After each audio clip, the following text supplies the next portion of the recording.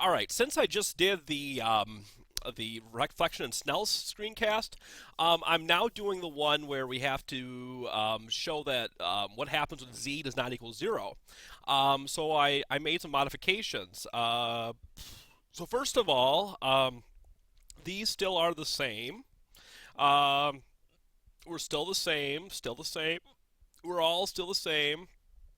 So that equation there is for the electric fields is still the same because we still got the z's in it.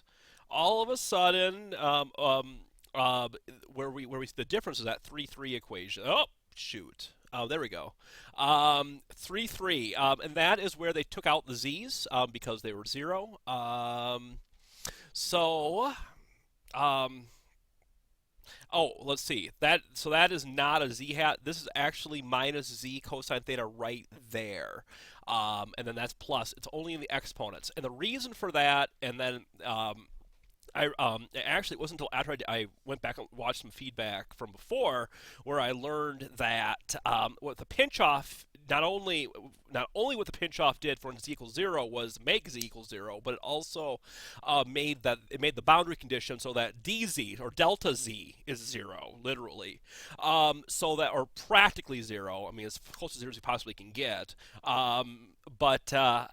So we still have that. So dz is still 0. It's just that z is not 0. What that means, though, is that we can still ignore z then in our calculations of in the z hat direction. So the z hat direction can be ignored in terms of finding the directionality of these vectors. However, in finding the magnitude, or with these exponentials here, we've got to include the z value, whatever that may be. So all we had to do there was just add the z cosine function, the minus plus plus. So the equation, so then this equation then must still hold true for all values of t and y, but now it must also hold true for any value of z.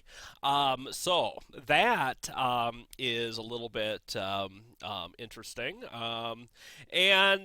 So this is where I got tripped up. I'm supposed to end up getting, I know I'm supposed to end up there, that Snell's law holds. I'm just not seeing it, because obviously theta is not.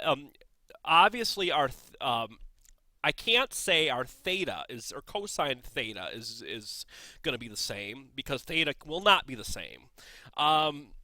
So how do I reconcile that with so I can keep z, y, and t equaling the same. So again, for t to be the same, we still have omega equals omega equals omega.